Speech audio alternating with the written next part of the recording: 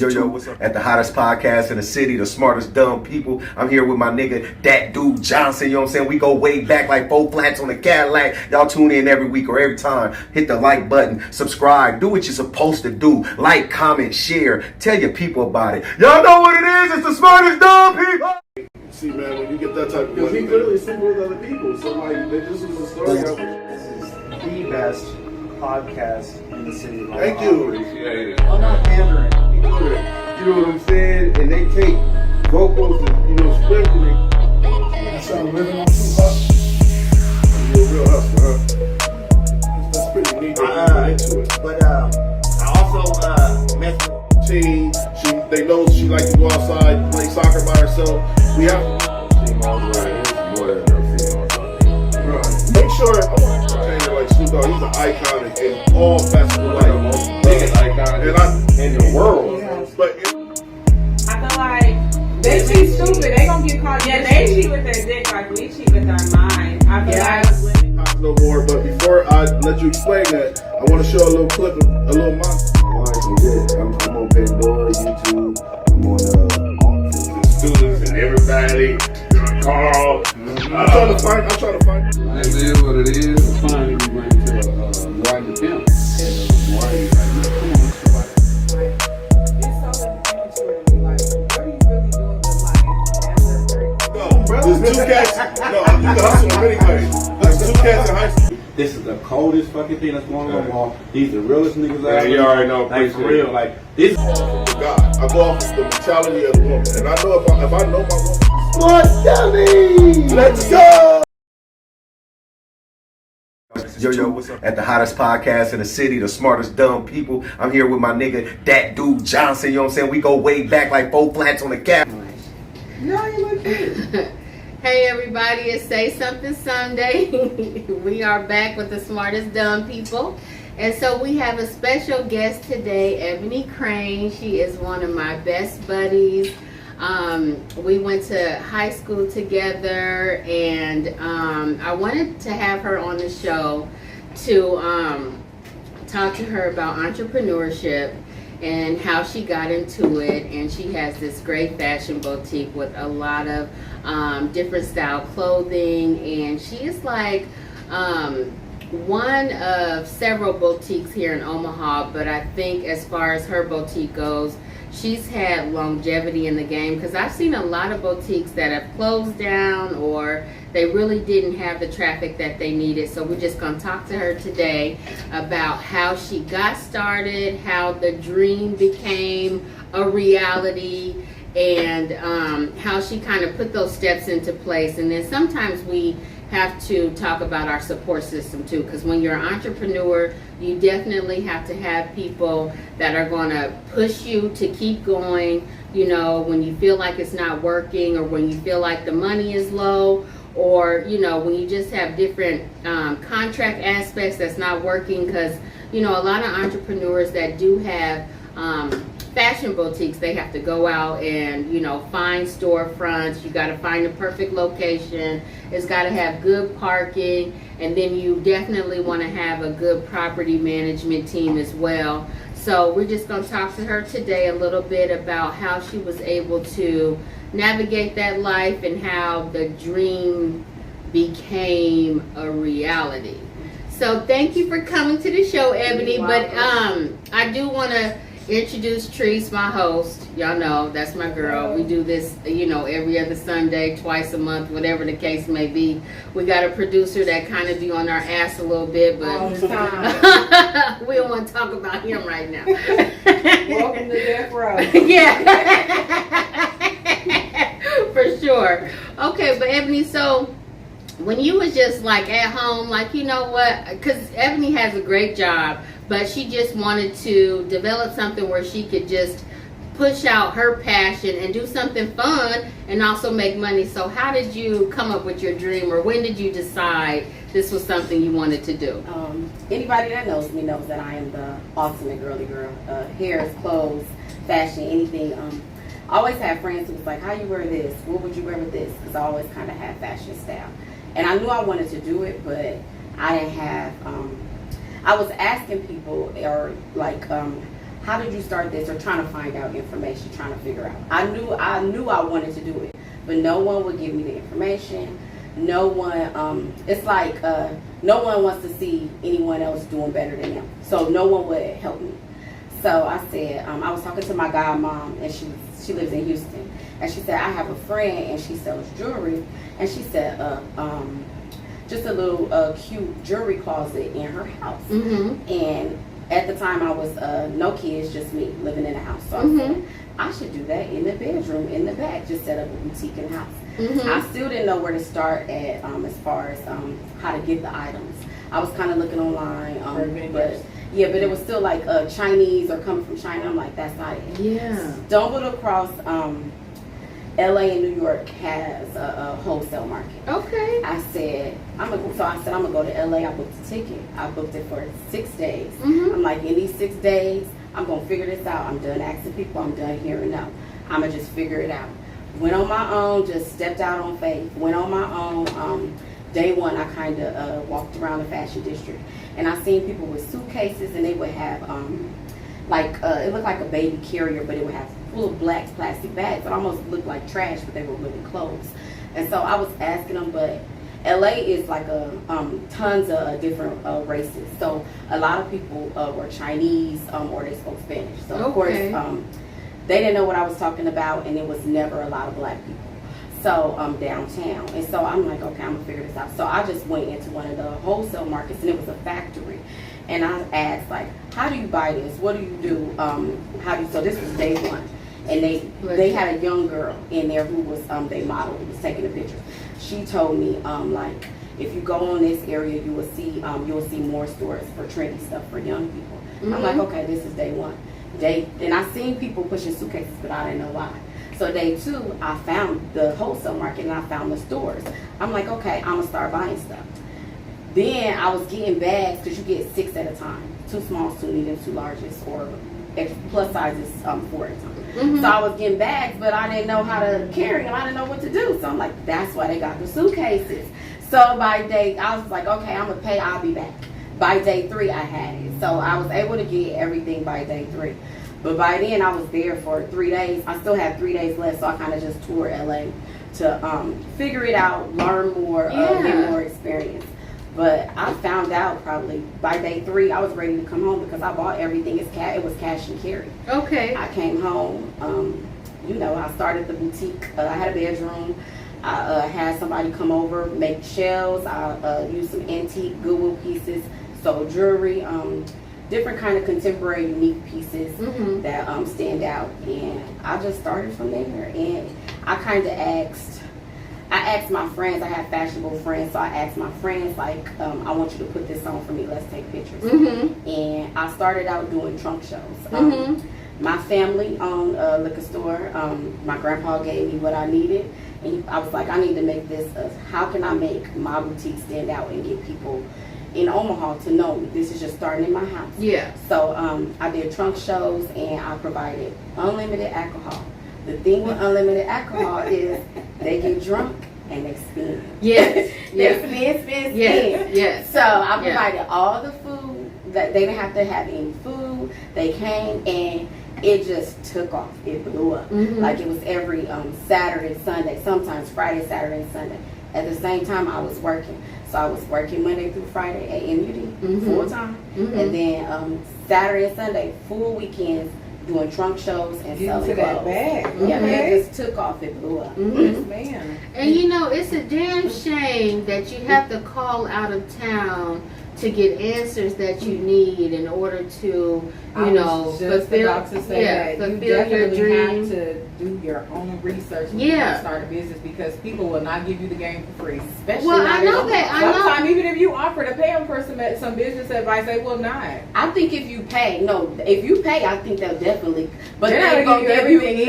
It's going to be limited. You're still going to have to go back, and they're going to want more money because you didn't ask for that. They're going to still give you a minimal amount of information. And it's smart of you to travel to LA and go directly to your vendor. I know y'all familiar with Jada, they call her Jada Wada. She sells hair, and so she had her dad fly over to China and go directly. Damn, he went to China? She Cut had her her man dad. out. She said, yeah, she Yes. sent her dad directly to China to buy the hair and meet with the vendor, so she, knew that she was getting quality hair. But that's a good way to ensure that you don't get scammed. And see, and that's the support. There's a lot Yeah. of entrepreneurs out there Yeah, who have brilliant gotta have ideas, somebody you can but trust. they don't have the support. They don't have Right. nobody they can confide in, Right. and then they don't have the willpower to actually just fly to LA or New York Right. by Anywhere they themselves. need to go, they need to. You really the first, you have to have the willing to initiative. Yeah, invest in yourself. Yeah. it's Yeah. a leap of faith. Definitely a leap of Yeah. faith. Yeah. So, how many storefronts have you had? Just one. So, just one. I was Okay. in my house for 7 years, and I have been. Actually, this is my last month. This was my last month. I've been in location for 5.5 years of physical location. Okay. So now I'm getting ready to convert to back online only. Local pickup, local delivery. It won't stop. There's no interruptions. Yeah. It'll start September 1st. It Yeah. goes back to online only. Well, that's good. And so you have a storefront and you have an online website as well. So do you notice that because you have a physical store, is the money better with the physical store or is the money better with online? Right now the money is better locally, actually. Okay. It's better, and I don't even know if it's just because of the physical store. I think the biggest thing as an entrepreneur, in order to make money, the biggest way to make money is repetitive customers. It's not the new customer. It's yes, not. for It's sure. repetitive customers. Yeah. And that's the key. Like so, I do email. I do a email blast, a text. Like if I see something and I know I have customers, they like it, I send it out on text first. Okay. So then a lot of times they sold before I even get it. Like yesterday I put out a piece. It sold out in 20 minutes. Oh. Like that's just from people that repetitive customers. That was Yeah. like I only had one new customer buy it. Everybody Okay. else was repeat customers. Oh. Yeah. So that's good advice too, to definitely take care of your Yes. repetitive customers and Customer definitely, service. yeah, and customer It's service. A1. That's Let's the talk number about one. customer service. I think a lot of entrepreneurs who tried to blow up in the COVID-19 era, I think a lot of their businesses sunk because of their customer service was so fucked up. True. And in Omaha, small.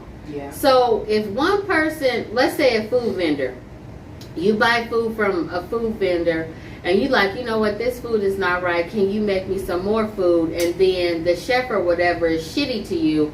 One person could tank entrepreneurship True. in Omaha, you know, because we're so I agree. small. Word of But mouth. yeah, Definitely. customer service, honey, if your customer service is all kinds of fucked up, you're not going to last long. Not here, not in Right. Omaha, because people just, they already, you know, is betting against you, you True. know, and I think that's my strength, is for people to bet against me.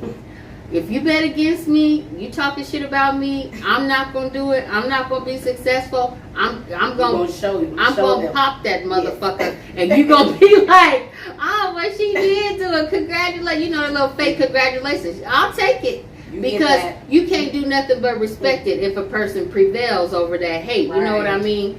But yeah, so now that you've, you know, developed this business, it's ongoing. You know, you've got your website and everything. You know how Facebook will take a company. Companies pay Facebook to make their ads, right? Or you So pay for constantly ads also. show, yeah, right, or pay for ads and constantly show your company and shit like that. So have you ever entertained that idea for Facebook to constantly put your boutique out there, or? I have so Facebook. They always it'll pop up on your page that say give you 20 or 20. I think it's $20 or $25. They'll give you for free, and it's usually monthly. And it'll say make an ad. So yes, I have did ads before because they give it to you, and then they give you the statistics so you know how good the ad did, how many people went to your website from the ad, good. or did they purchase. So then you'll know if you want to do that. Okay. So I have did it before, but a lot of right now the key is to try to go back to the website. That's what I'm going to try to push. Okay. But a lot of mine has been pickup, shipping, and it's been like repetitive customers or it's a lot of word of mouth. I think. Yeah. Inventing And- events too. You know what? Vending events, that really took off during COVID-19. There were a lot of black expos. We never had black expos before COVID-19 popped off. It's like every Because other of all- month. Yeah, because of all the racist shit that was going on. And so black people in Omaha, they started to realize their buying power. And they started to understand that black people funds a lot of these motherfuckers brands. Fendi, Gucci, Dolce & Gabbana. A lot of the black people, they said that black people, like, statistically, the commerce for black people, even in cars, we supersede any other race by buying this shit. I agree. All of us So do. imagine if we just supported each other. We need to Exactly. circulate the dollars and support our own. But we don't. And we don't. We don't. And it's another thing too about Omaha. If a MF don't like you, then they're going to get most of their friends not to come to your store. Right. But that's if you have a follower. Like if they followers, because some people, like, if you don't get along with somebody and I do, I'm not gonna stop talking to them. I want to learn for myself. If she has something that I want. Exactly. And even if I don't like a MF, I'm still going to direct you to this person's store or this person's store, or you might like this or you might like that. And if they ask me personally if I like the person, then I don't disclose that, because that's not none of their business. Right. You know what I mean? And just as a grown-up and a respectable woman, you know, you have your private counsel who knows those things. But outside of that, you don't keep running your fucking mouth like that. It's really ridiculous. And I know a lot of people who do it. It's really ridiculous. Anyway, we are going to segue this conversation into Ebony. Basically, you're going to revamp your website. A while already. I started this morning actually. Just pushing the clothes online. It's not. I'll still be doing Instagram, still Facebook, Snapchat. Yeah. The clothes. I'm just gonna try to push the online more for customers to buy online, as versus as coming in. Okay. Okay. And that's Free good. up some of my time. Yeah, and free up some of your time, and then it's always nice to be able to come in and try something on. And so Ebony has repetitive customers that she is good to, and they're like, you know, well, Ebony, can I come over and try it on first? And she's really good about that, letting somebody try it on and see how they look in it or whatever. But it's also those loyal customers that do get that treatment. And when you are, you know, an entrepreneur, those are just like the relationships and the tactics that you pick up in order to be successful. You know what I mean? I definitely agree. Yeah. Or you learn the customer, like, you know, like if they're a repetitive customer, you already know you need this size. Like you could tell them they don't even need to try it on. Yeah. You should already know your customer. That's the main thing. You know your customer. That's another way you stay in business as an entrepreneur. Yeah. Who's your customer? Yeah. Because you can't keep on just going off. You can't buy what you like. Yeah. Omaha's a trending city, so you kind of got to stick with And the trends. I believe that too. I do believe that too. We are like trendy like that, you know. So, the question of the day I wanted to ask both of the ladies, when do you decide to let go of a long-term goal that is no longer working for you? It could be school, or it could be a long-term goal to buy like a $300,000 house. It could be a long-term goal to, you know, just anything that you have been plugging away at, but it seems like every time you get one step closer to it, then something sets you back 10 steps. So like for you, Treese, like, do you have like an instance in your life where you think like, this shit been going on for too long, I'm about to say fuck this? Yes. I was just having a talk about this morning. I think that, you know, things that are your passion, you know, not all the time will you make the money off of it right away. Yeah. A lot of times you can pour money into something and you're not like actually getting a return from it. I think after a while, you know, of putting money into something, investing into something, and you're not seeing a return, you need to go back to the drawing board. Like, what am I doing wrong? Yeah. How can I make money off of this? Do I need to try a different strategy for marketing? What type of customers am I trying to attract? Yeah. But after, a good way to know to let go of a goal is if you're not good at something. Yeah. people will tell you. Yeah. They're going to tell you, like, if you're not good at something, and I mean, that's just what it is. Either you're going to get better at it, you're going to perfect your craft, or you're going to leave it alone. Mm-hmm. But for me, if it's not making money, it's not making sense, and I'm only going to invest so much time in it and my money. Because we all work regular jobs. Yeah. And you use that money to fund your dreams and, Yeah. you know, to fund your businesses. So to me, I'm not going to keep wasting money on it, like, if it's not working for me. So what is your time frame? Is it like 12 months you'll try at it? Is it 6 months you'll try at it, or 12 weeks, or? I don't know, because like with makeup, like I love doing makeup. Don't get me wrong, I don't like to deal with like some customers. I ain't gonna lie. Yeah. They know who Because they they are. can be I don't difficult. care. They can be difficult. Yes. But my makeup has slowed down because it's kind of oversaturated. It's so many women in Omaha that do Yeah. That's makeup. doing makeup now. I'm no hater because there's some amazing makeup artists, but I do other things also. Like Yeah. I'm focused on my notary stuff, my Yeah. real estate, like all that. So I don't care. What Yeah. if you get that one customer? Because even though you're saying, okay, this I still oversaturated, do makeup, what if yeah. you get that one customer who make you pop, and who make Yeah. you trend? Because sometimes that's all it is. That's Like, why I don't some turn people, nobody down. Yeah. will have goals and they'll be going at it forever. Like, I know this is gonna work, putting all kinds of money. Then they get Boom. one customer, You're right. and it pops.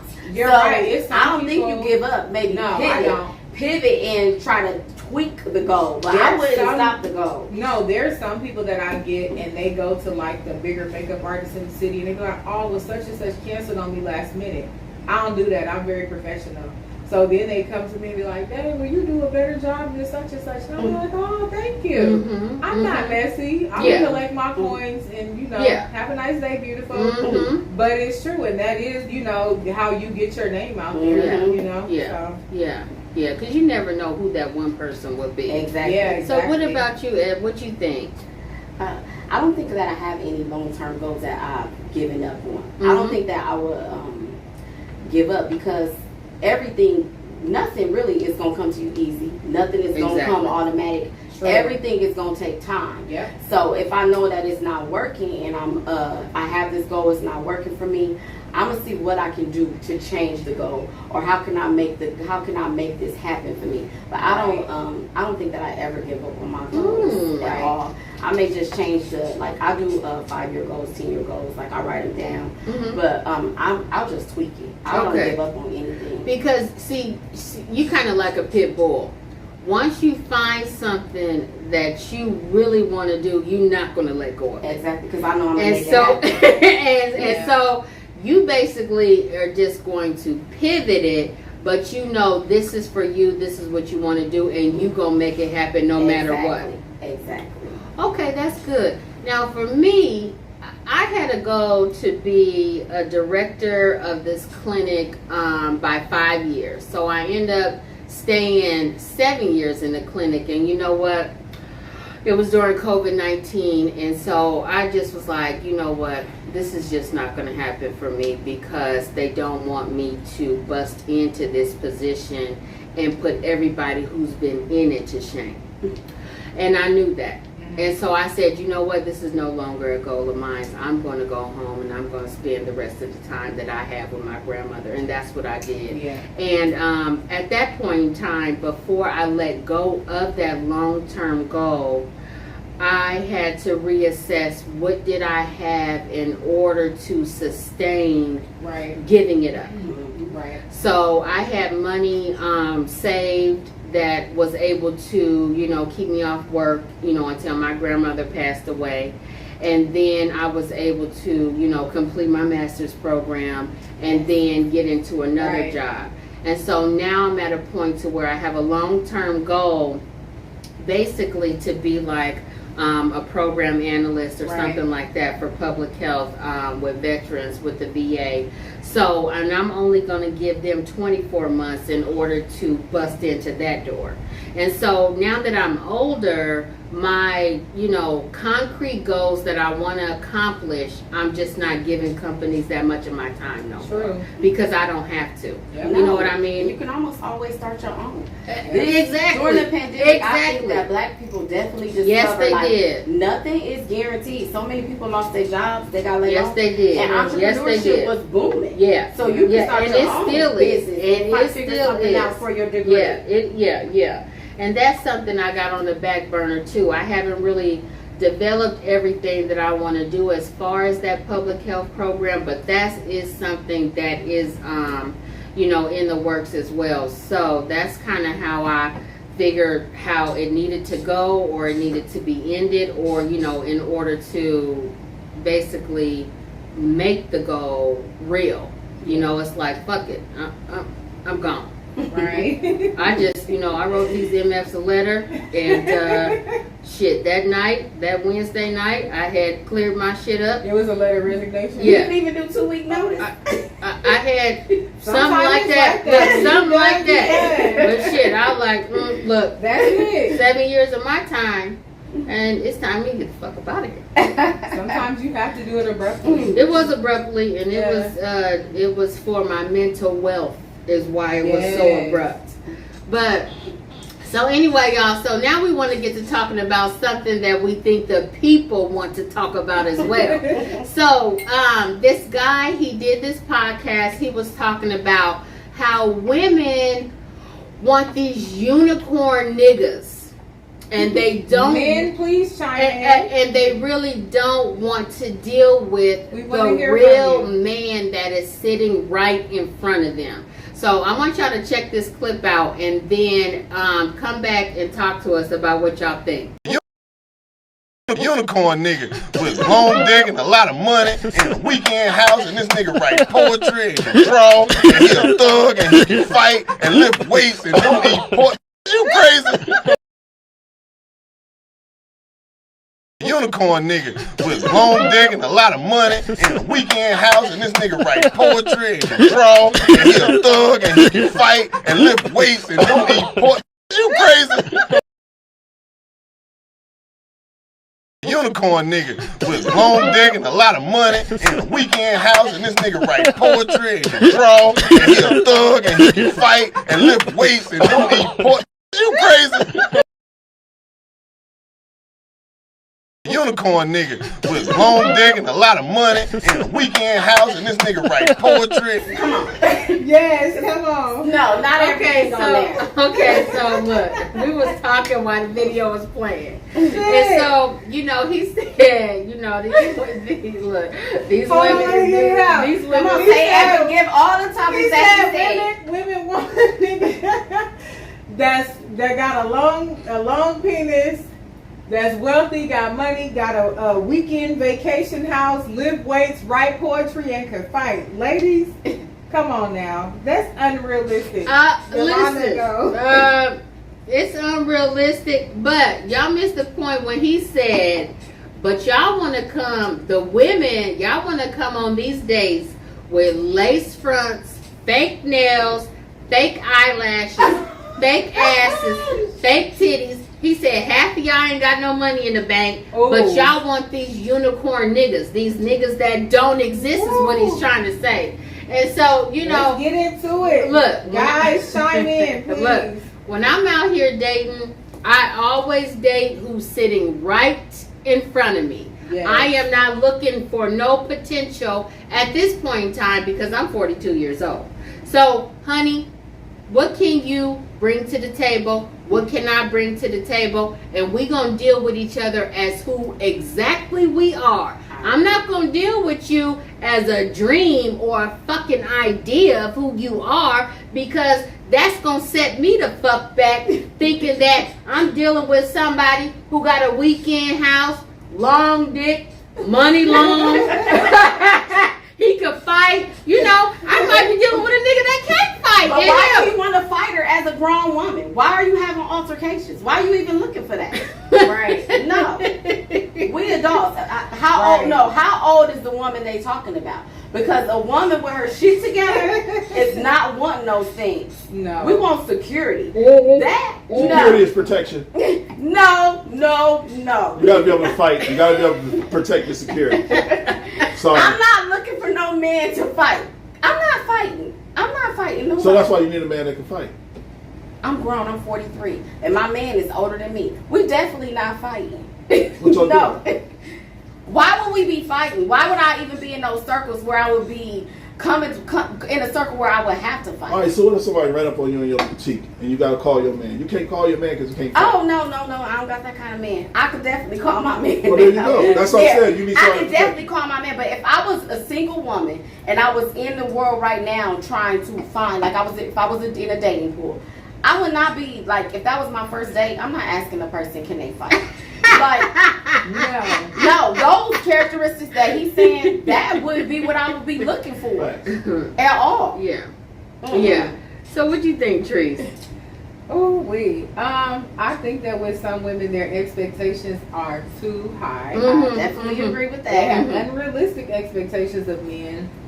I think that you need to accept people for who they are.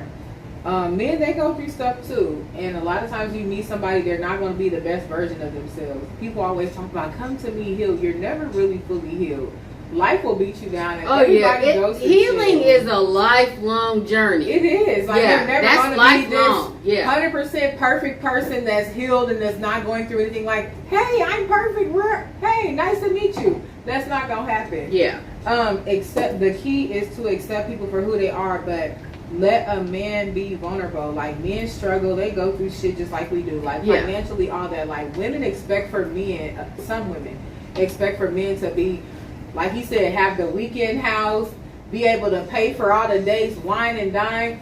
That man paying lights, gas, rent, mortgage, or whatever, just like we are. So what makes you think that he wants to pay for, every single day? I blame some of this bullshit on social media. Yes, It's all because they social paint media. this image, like they have this city girl image, like the women are supposed to get tricked on and men are supposed to sweep them off their feet, buy them gifts, and pay their bills. That is unrealistic. No, it is men out here that's tricking and paying now. It might be. It I have definitely not is. found anyone. It definitely Because is. I don't want no sugar daddy because I'm not giving no If sugar. John wants Well, to, and then another thing too, they say it ain't tricking if you got it, and that's true too. That is true, but you're not going to meet a wealthy man all the time. It has so little to do with your money. Mm-hmm. You're not always going to meet a wealthy man. What I worry about is, do we have stability? Like, are we stable? Yeah. Are you real? Do you really care for me? But like, Yeah. are y'all even compatible? yes, And are we that's- compatible? and- That and- matters. and that- And I don't want nobody that's crazy. Because a lot of times you can Listen, see I'm somebody like, that look good on open the outside and medicine they can be cabinet, wacky open as the hell. medicine cabinet, because I'm trying to see what the Yes. fuck mood stabilizers are you on? But a lot of time you have to be what you want to attract to. So women have these unrealistic expectations of a man. He gotta own a house. Do you own one? Mhm. You have to definitely be No. what you gotta live up to what you require. Exactly. You Or what you're cannot say I want a requesting. man without kids and you got 5 kids and you want him to accept you and your In kids. this Say day and that. age, I wouldn't Say even that. have that expectation because everybody has No. children. I don't have any children. Yeah. And so for me, like, I don't even look for, like, that's unrealistic. I'm Yeah. gonna look for a man. I'm 36. Yeah. I can't look for no man that don't got kids. I mean, at this age, who don't got kids? Yeah. For especially men, it's very uncommon. Mm-hmm. So that would be like looking for a needle in a haystack. And it is looking for a Seriously. needle in a haystack. And I think a lot of these women, People they gotta need choose to. people that choose them and accept you because everybody is not gonna be good to you. That's just it. No, everybody is not going to be good to you. But another thing too, like a lot of women who are in the dating game, I think that they should probably debrief from social media for a Yes. second and then kind of really start to focus on what's really in front of them, what's really Definitely. around them, so that you can have those real conversations. Because, if I was a man and a chick came to me talking about, well, we haven't been on vacation and you supposed to have this and we supposed to have this, and I'm like, and I got a bad temper and my shit flicks and I'll be like, That's that Pisces I'm energy, like, y'all. I'm like, I'm wait, Pisces too. Hold up. Oh, I'm on here with two Pisces. We different. Okay. We different Yeah, we Pisces. are. though. Listen, my mama Pisces and she crazy. I know. I Yeah, know. that's that Pisces. I am not crazy. Now, it takes a lot for me to flick. But I done seen her in action. All I'm saying is, My mom watching right now. I'm a Pisces. all And I'm she don't saying care is, who you are. Honey, My thing is, I just want people to understand what's really going on here. You cannot sit across from somebody and flip to somebody else. Flip to somebody else or heart somebody else. They're not going to switch in front of you. This is who you got in front of you. But that first date, you're not even gonna know if they have those things. So how much time are you gonna get them to figure that out? But listen, on the first date in 2022, honey, they asking it all. There ain't no dating in 2022. We can go there. I did. No, But now I it is like you meet somebody. They text a little bit. They send text. Next thing you know, they asking for pictures and all. No. Asking for nudes? Yes. Oh, no. There ain't no dating. Listen, Now, if you men set like your standards, it may be. I have experienced that. Men like that, I shut down because you know immediately when they admire your physical traits and nothing else. So I shut that down automatically. I do date. Hold on. Yes, I date, but the key is you don't fuck everybody that you meet. No. No, definitely not. That is the Definitely key. not. When you strictly Everybody date, don't even deserve it. Right, when you strictly date, you can really get to know people. When you are looking at them as a whole and you, hey, let's go to the movies or let's go out to dinner or let's walk and just talk, tell me how your day was. You really get to know a lot about people when you take sex out of the equation. People complicate things when they start having sex like immediately. I agree. Yeah. Definitely. Yeah. Definitely. Yeah. So that's the difference. That's how you create soul ties. But it's soul ties. But then if you just one of those people who know how to have sex and go on about your business, then that's fine. But there are some people who think just because they didn't have sex with somebody, now y'all locked in, now y'all in a relationship, now he yours or she yours. This is property. It's purely physical and having fun. If y'all never had them conversations, that's not your man. That's what I'm trying to say. No. It's all about the conversation. Yes. The conversation is Very much missing. so. The conversation is missing around here. Yeah. Yeah, there is none. It's like, But it's a lot. A guy told me this yesterday. A lot of women that he met, they had no conversation. He was like talking to them on the phone. It was like it wasn't, they sitting there. The guy is talking or the girl is talking, So and you're then they not on their phone when flip, you're flip, not flip, flip, compatible flip. with somebody, when the sparks just ain't flying, like cut it off. And that's another question too. Compatibility versus being suited. Yeah. If you Some suited people for are sexually somebody, compatible, but and not that's actually it. really compatible. and that's it. Yeah. And you can't turn sex into no You relationship, sure honey. can't because it's not gonna work. Honey, if you got a partner, this motherfucker then tanked out, he is broke. What the fuck are you gonna do? I mean, what you gonna do? Are you just gonna leave the motherfucker because he broke now? But I'm just saying. Yeah, if that's what the relationship was built on, then she's walking out. That's right. And that's right. And that's why we're talking about these unicorn niggas or these girls just like. But it's a lot of men that wait until they're at a certain level of success, and then they go and find a woman because they feel like now financially, like I'm fulfilled. Now I want a woman. But they don't, they pick out this woman, but it's not the same woman that's gonna ride with you. They should have kept the Don't have that underdog who money. was with them when they didn't have Yes. the money. Who was being the support system for them. Bingo. Because if a man don't have no money, ain't nothing else working. No. No. Financial stability is very important for a woman and for a man. True. And what I'm saying to the Smartest Dumb People family, when you guys are out there dating, make sure you are asking for shit that you have. Make sure you are demanding shit that you Don't can say produce you want a man on that your own a house own. and you don't own one.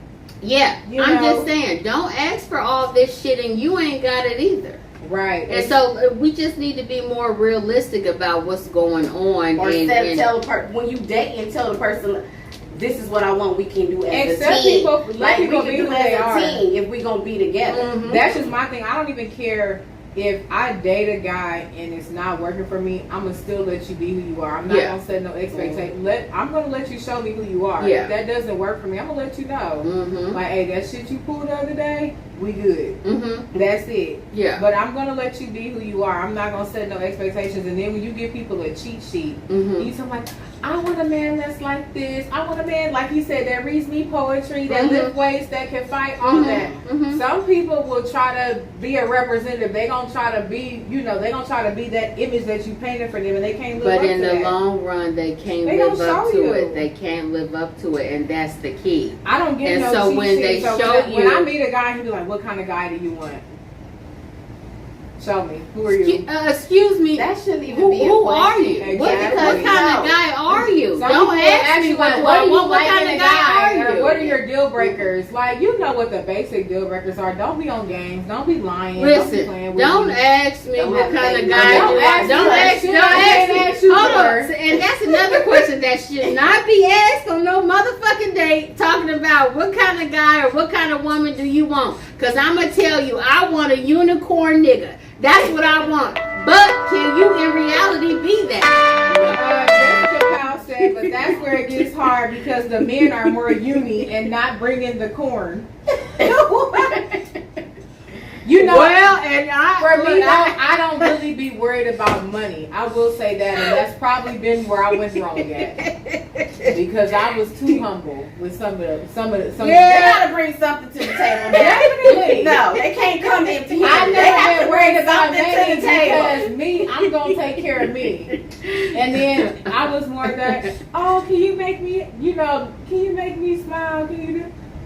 But No, then what about if you that- fall on hard times and he ain't got no money? What's gonna happen? Exactly. No, you gotta have something. You gotta You come to the table with something. you gotta have the basics, your own place, your own car. You gotta have a job. The basics. They just have to have what you have. Yeah. Now, if you're a homeless MF, then definitely date somebody else who's homeless. If you're a broke MF, definitely date somebody else who broke. So then you can't, you know what I mean? You can't throw stones. Bitch, you broke just like I'm broke. So what the fuck is we even arguing about?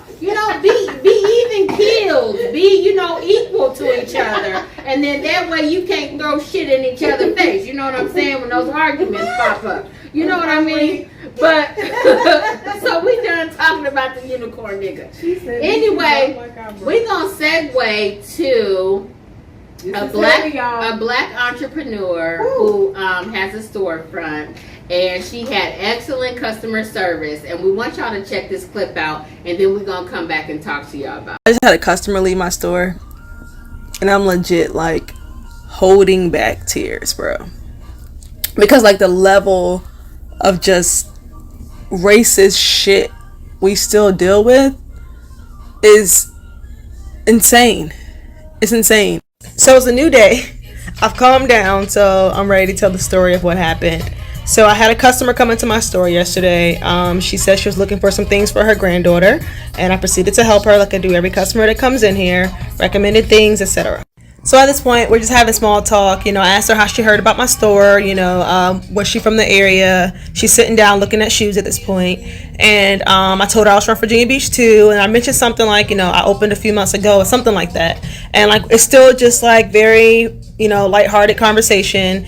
And then once I said, I opened a store a few months ago, something like that, she like stops and then she like just looks up at me. And like literally you can feel the energy in the room shifts. It's like I pressed a button. Like it was so weird. And she stops and she looks up at me and she's just like, "You're the store owner?" And I said, "Yeah."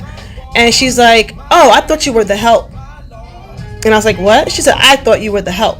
And I was like, "What do you mean by that?" She's like, "I thought you just worked here." And I was like, "No, I own the store." And then she kind of like scoffs, looks up at me, and then she's like, "That's cool." No. She said, "Good for you. You're young." But she said, "But I'm no longer interested in purchasing from here." And I was like, "Excuse me?" And she's like, "I'm no longer interested in purchasing from here." And then about this time she had picked up like 2 or 3 dresses that she swore like, my granddaughter would love these. She's looking at sandals to get her. And it's like she was okay with purchasing when she felt like I was below her, but it's like I told her I was the owner, and she was just like, it was just like the end. And even when I was kind of like, "Excuse me," when she said like the help, I was still very professional. I didn't get an attitude or any of that. And then I was like, "Okay, well, then you can go ahead, you can leave my store." But after that, I literally like, I was so shocked. I just stood there. And then I went in the back and I literally just cried because I could not understand what just happened. I was just like, what in the world? I just had a customer leave my store. Let's do it. Okay, y'all, so the store owner was super nice. She saw that the lady really liked the little girl dresses. She said the lady had the sandals in her hand, and when they had the conversation about her just, opening up and how long she had been there, the white lady was like, wait, I thought you was the help. And the store owner said, I'm sorry, what do you mean by the help?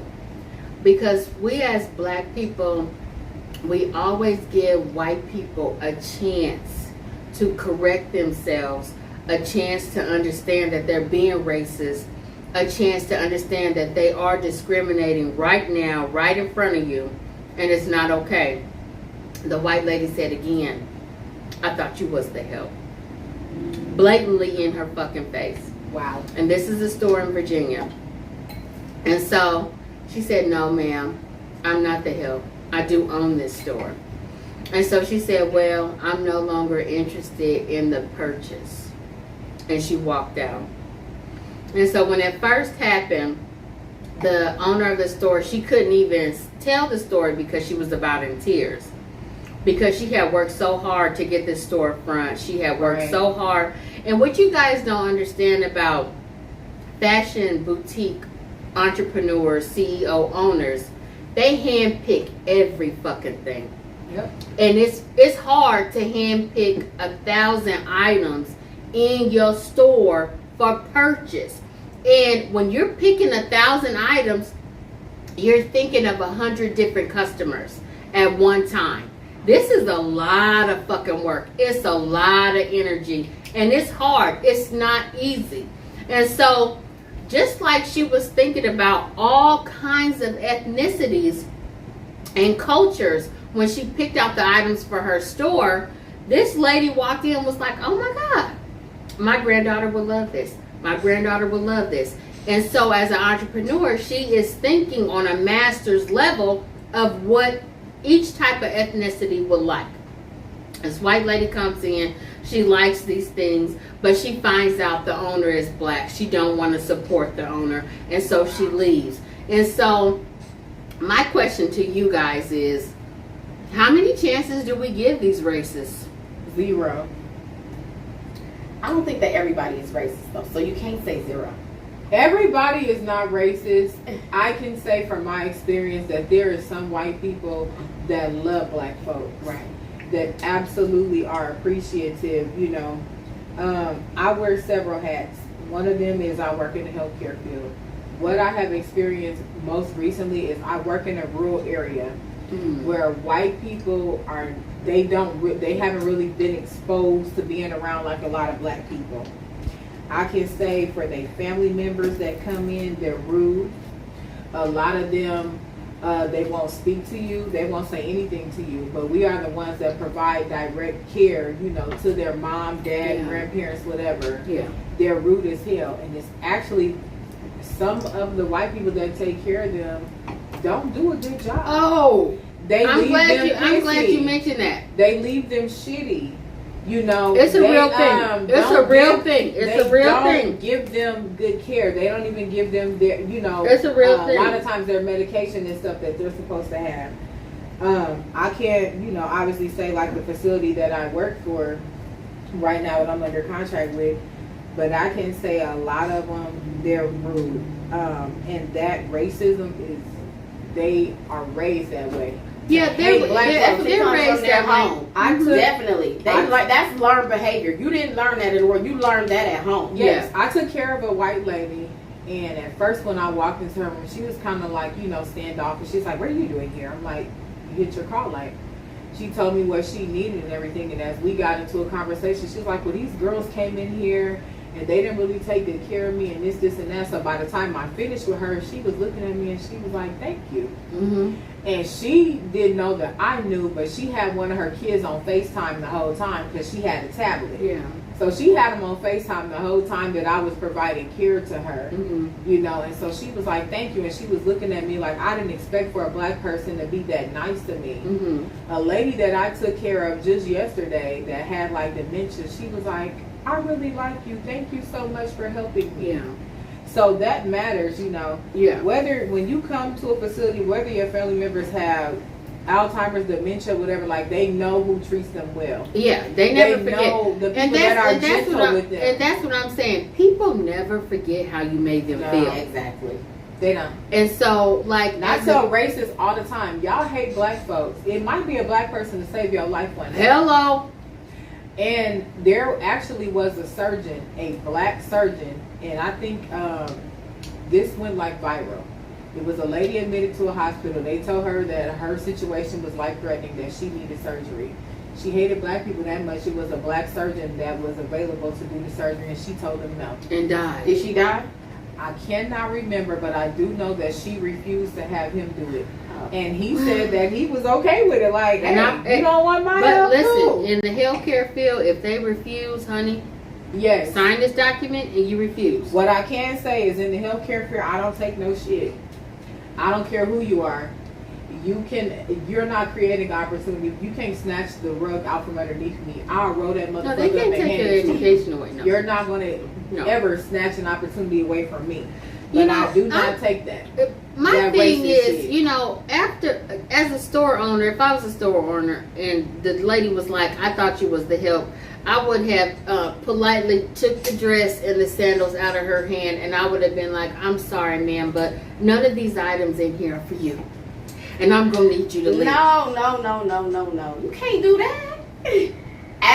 So if that was me as an owner, I wouldn't take the items from the customer. I would have still been. She said she was nice. She was still cordial with her. I still would have provided great customer service. You don't buy it, okay? This is 2022. Some people they raised like that. Okay, you don't buy it, that's okay. Somebody else will. But I still would have provided good customer service, so she know that girl was still nice. She still treated me well. I wouldn't have got mad. I wouldn't have been defensive.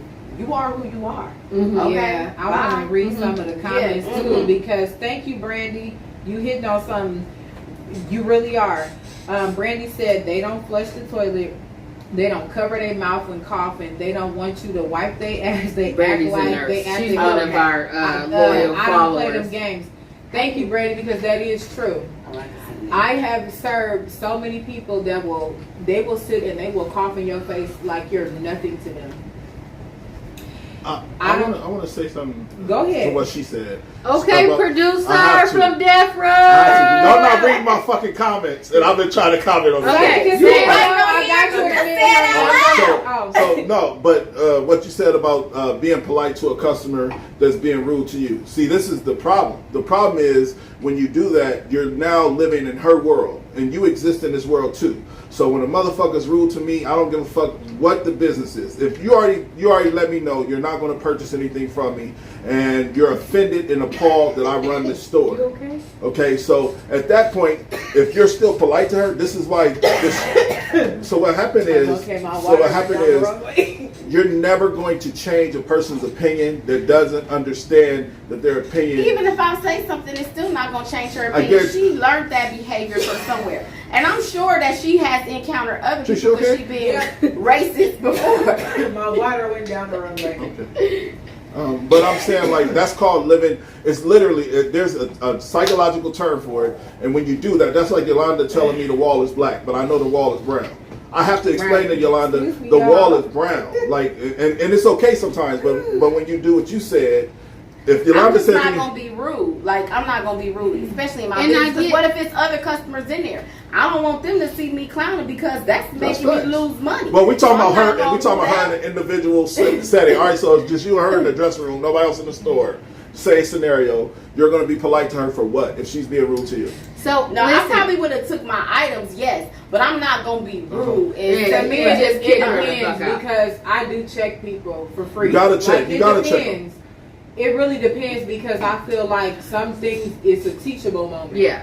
You know, But you listen, might have been rude to me. I think I'm gonna give you a nice nasty because I'm gonna teach you Well, something. to be honest, all black Depends on the people, situation. whether they are babies or whether they are elderly, we are all teachers. Yeah. Because we constantly have to teach people Yes. how to treat Yes. us, how to know, how we like our hair. Don't touch us. We're not dogs. You can't pet our fucking hair. That happened with my Shit sister like at that. work. My sister has But- locks, and this lady touched her hair. Oh, my Lord. sister was like, Yeah, don't touch my hair. And you And gotta then check this it. lady Hold up. said, gal. But- She referred white people, if y'all out there, y'all listening, when you call a black woman gal, we are not in the 1960s. Tell your grandma Ebony. and your We do grandpa. not call I'm just Do saying. nobody not call gal. a black I'm saying person that we gal. are- It is racist. It is. It is discriminatory. But listen, in Ebony's defense, Ebony has always taken people for exactly who they are.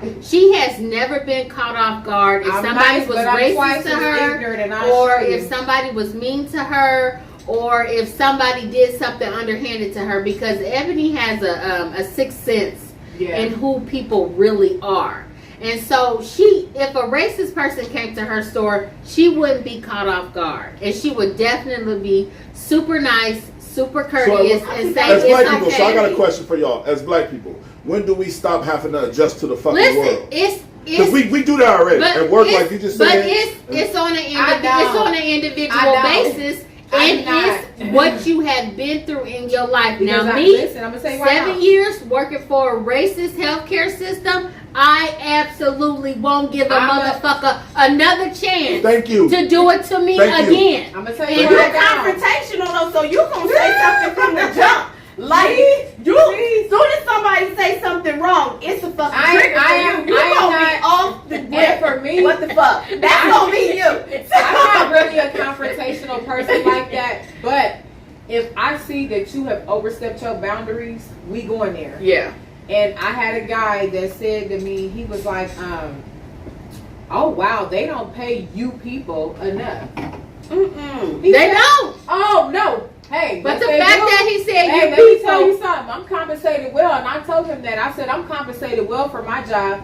I said, in fact, I see what you pulled up in, and I drive a better car than you. He looked at me like, did this bitch just say? yes, I did, and I'm that bitch. But Who you you know gonna what? go tell? Okay, so Ebony said I'm confrontational, and You she's are. right. Now we've known each other 20 You plus are. years. But the only reason why I'm super confrontational is because it's a lot of people out here who know better, but they'll try your ass.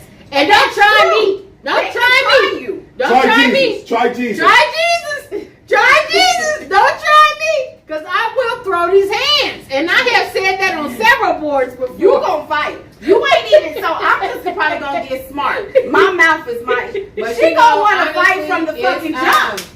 Because it's different in the healthcare field now. I want to say this, ladies. I see why there is a shortage of healthcare workers right now, because the generation that we had before that we were taking care of like 80 and 90-year-olds, Yeah. they're fading out. And so that population is much Yeah. younger now. Yeah. They're more demanding, they're more racist, and they're rude, and Yeah. they're unappreciative of the care that you provide to them. And so now I see why it's a shortage of healthcare workers, like seriously. Yeah. The person that I was working with yesterday was super, give me my goddamn food. Give me my food now. Oh, When the no, F is see, my food coming, no. this and that. I was like, you know what?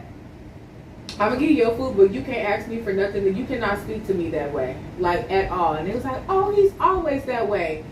People do not know until you correct them, That's until right. you let them know that it's a problem right. that you can't speak to me And that there way. is a correction. Yes, There is because I a don't have to correction to serve be you. had. And it's up me, to I'll get it's- some. If you don't like, it's- it's simple with me. If you don't like black people, I'm gonna get somebody white to serve you. Thank you. I would rather your It's own that people come easy in in here and deal healthcare. with your It's really bullshit, that easy because in I'm not healthcare. going to. Yeah. Yeah, it's but you know, you guys, I just want to let everybody know as we close out this show, it is up to the individual on how you correct somebody who is being discriminatory to Choose you, violence. racist to you, No. who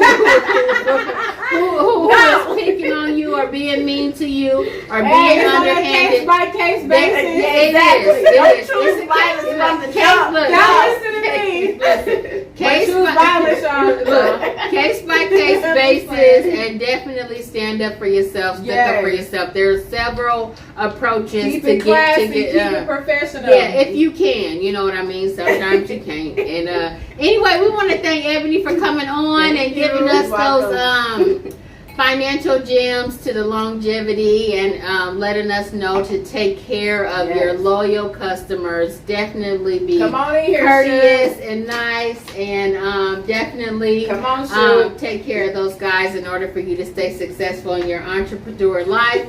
We are in our entrepreneur life. We are trying to get the smartest dumb people to the next level. So everybody who tuned in today, thank you very much. Listen, And as black people, like, share, subscribe. as black people, YouTube, Jessica Facebook, Powell, Instagram. thank you for standing in the We gotta Jessica stop. Powell, thanks for staying in the Brandy, chat. thank we you. gotta stop adjusting the people's world Frank, and make I them see adjust you. to ours. Thank That's you. the problem. Like, I'm just being honest with you. Yeah. We gotta stop Sonny adjusting to Costanzo, the I didn't white get a chance world, to read your and they comment, need but to thank start you. adjusting to us. When you offend me, I'm gonna fucking tell you, you offended me. Yeah. The problem is, we always gotta turn the other cheek. We gotta speak white at work. We gotta put on this persona that we're somebody that we're not. I am a black man. When you say something that appalls me or offends me, I'm gonna say it, and I feel like it starts with us. We gotta start checking these motherfuckers. So y'all have a good night. Yo, do your thing. Yeah, we out, and that was our producer from Death Row, and we'll see y'all Have a good in night, 2 y'all. weeks. Yo, what's up? At the hottest podcast in the city, the smartest dumb people. I'm here with my nigga, that dude Johnson. You know what I'm saying? We go way back like 4 flats on a Cadillac. Y'all tune in every week or every time. Hit the like button, subscribe, do what you're supposed to do. Like, comment, share, tell your people about it. Y'all know what it is? It's the smartest dumb people. See, man, when you get that type of Because he money, clearly sleeping with other people. So, like, this was a story. This is the best podcast in the city of Omaha. thank you. Appreciate it. I'm not pandering. You know what I'm saying? And they take vocals and,